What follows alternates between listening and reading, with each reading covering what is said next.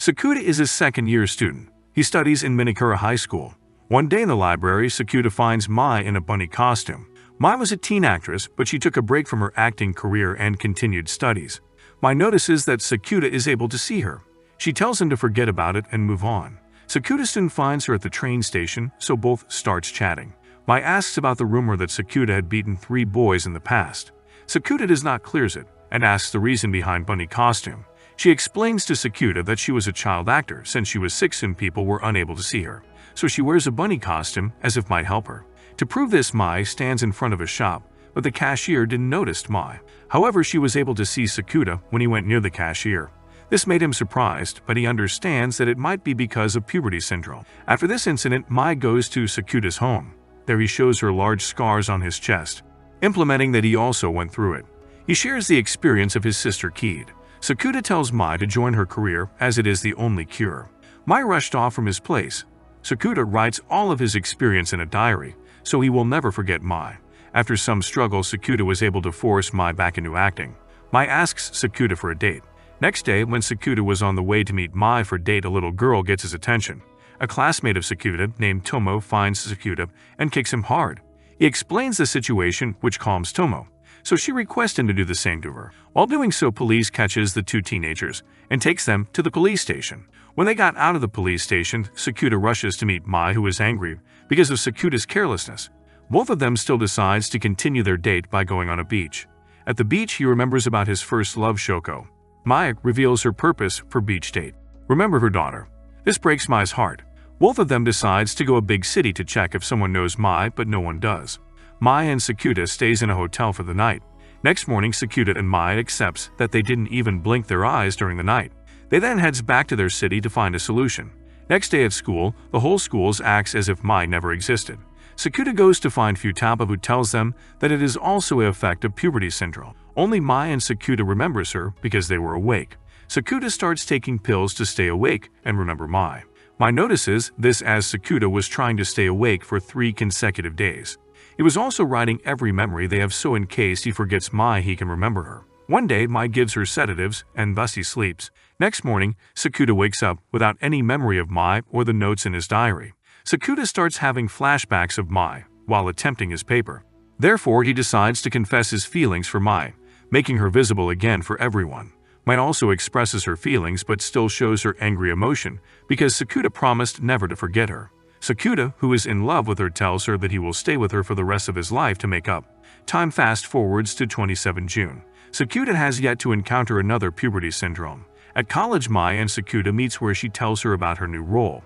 This makes Sakuta happy, and he goes home to sleeping joyfully. The next morning, Sakuta wakes up only to find that he is reliving the 27 June. All the events remain the same, including to the point that he again wakes up to 27 June. Then he decides to see Futaba, who might have an answer to this. Futaba explains Sakuta about the Laplace demon, which is also caused by puberty syndrome. She explains to him that atoms can predict the future. Sakuta is sure that he is not in his time loop. Therefore, he decides to wander around the school to find the answers. The true demon appears to be Tomo himself. Tomo was hiding from her best friend's crush. She is doing that because she does not want to destroy her bond with her best friend. Sakuta accepts her help and hides with her. While doing so, Tomo falls on Sakuta. The boy walks in and gets the meaning, so he leaves feeling defeated. Mai also gets to see and interpret the other woman as she leaves. Sakuta does not think this, as he thought the loop would be repeated, but to his surprise the next day he wakes up on June 28. The news of Sakuta and Tomo's relationship spread throughout the school. Mai rushes to Sakuta's home to learn the truth. Mai gets to hear the truth and believes him. On the other hand, Tomo asks Sakuta to continue the fake relationship for some time. Sakuta, who seems reluctant at first, agrees. They eventually go on a fake date at the zoo to take pictures as proof. This was difficult because many rumors circulated about Sakuta being physically violent with Tomo. One day, Sakuta, who had enough of it, angrily cleared up all the fake rumors about it. Time has passed and thus the day of graduation takes place. After the ceremony, Tomo and Sakuta go on a fake date for the last time. After the date is over, Tomo thanks Sakuta for everything, and they shake hands. The next day, Sakuta wakes up only to find out that he is in the loop once again. Sakuta approaches Tomo, but she has no recollection of what he is saying, implying that she is not the demon this time. So Sakuta again goes to Futaba for help. Futaba still thinks that Tomo is still a loop demon. Sakuta relives the same day for 4 days. At last, on the fourth day, they go to the city of Enoshima. When Sakuta was about to end the relationship again, Tomo tried to stop him and expressed her feelings for him. Sakuta gently refuses her proposal, and Tomo tells her that this was the last Lu. The next day, Sakuta wakes up on June 27, the day before it all started. He spent the rest of the time with Mai this time. On a rainy day, Mai and Sakuta find a girl named Shoko looking after a kitten. Shoko tells them that her parents didn't allow her to take the pet into their home, so she has to leave it. Sakuta decides to take in the kitten and allows Shoko to visit it anytime she pleases. The next day, Shoko even goes to see the kitten, which makes Sakuta even more confused because she was his first love. He fears that Shoko might have returned, as everything about the girl matches what he knows about Shoko. Sakuta decides to call Futaba to discuss the problem. The girl named Shoko has the same appearance as the Shoko he knows, but she does not remember him. He goes to meet her in the library but finds her appearance changed. Sakuta asks the reason behind her new behavior, but she avoids his question and focuses on his problem. She tells him to ignore because there could be several people. After college, Sakuta and Mai became busy and were unable to meet more often. One night, Mai decides to surprise Sakuta. In the cafe he works in, Mai and Sakuta find Futaba. Futaba accepts that she is living with a doppelganger. This means she has also caught puberty syndrome. She explains to them that it happened 3 days ago when she posted inappropriate pictures of herself. That was where her personality was split into two halves. One enjoyed the attention she was receiving, while the other desired that everything return to moral. Sakuta decides to help his dear friend. For this, he goes to the second Futaba, who is still posting all of the pictures. Sakuta follows her and tries to persuade her to delete the account.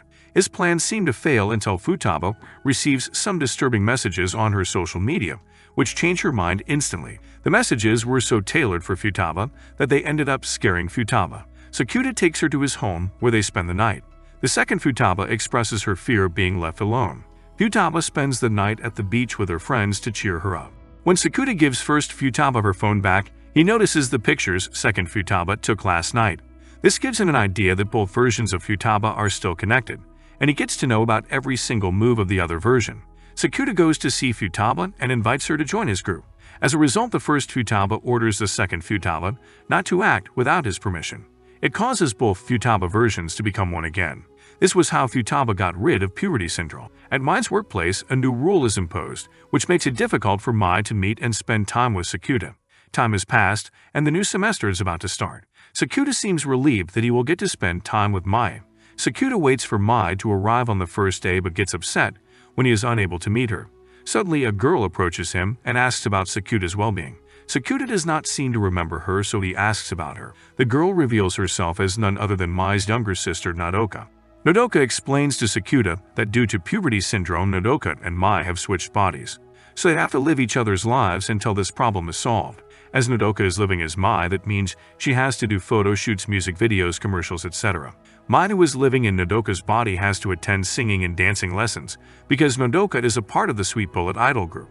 In order to find the answer, Sakuta rushes back to Futaba. Futaba explains to Sakuta that it might be because of the mother-daughter swap about the half-sisters. For example, they have always compared the two with each other and have always wanted their daughter to be successful. Although the mothers have tried their best to make the two half-sisters go against each other, they have failed. As a result of these events, the half-sisters swapped bodies, as both of the sisters are struggling to carry out the other's life's task. For example, Nodoka, who is now living as Mai, was not able to shoot a good commercial and got scolded. This makes her feel bad, and she starts to feel insecure about her abilities. Similarly, Mai, who is now Nodoka, is required to perform at a live concert. She cannot skip it because Nodoka is an idol of the Sweet Bullet. Sakuta and Nodoka decide to go to the concert. They were beyond happy to see Mai successfully living as Nodoka. Nodoka was even selected as the lead singer. Nodoka's mother comes and praises Mai. This makes Nodoka angry. Sakuta handles the situation and even proves her importance. He shows the letter she wrote to Mai. Seeing this, Nodoka tells Mai that she loves her, and thus they reconcile. This makes them swap bodies back to their original positions again. Sakuta was relieved to see both of them back to their original selves. Sakuta is more than happy as he can now spend time with Mai peacefully. At that time, a fake scandal broke about Mai being in a secret relationship. Mai gives Sakuta her explanation and is happy to see Sakuta trusting her and not the fake rumors. Mai also attends a press conference to clear up the rumors spread about her. Keat, on the other hand, was abused by her old schoolmates when she was diagnosed with puberty syndrome. Bruises begin to appear on her body, and she has remained at home since, with Sakuta becoming more strong and independent. She wants to become Sakuta's companion. Thus, when Sakuta arrives, she shares that she has made her New Year's goals. She accepts that she will join college too. To begin with, Keed attempts to communicate with Mai over the phone, believing that it will improve her skills. Just as she is practicing, she suddenly faints. Sakuta walks in and finds her unconscious with a new bruise on her neck.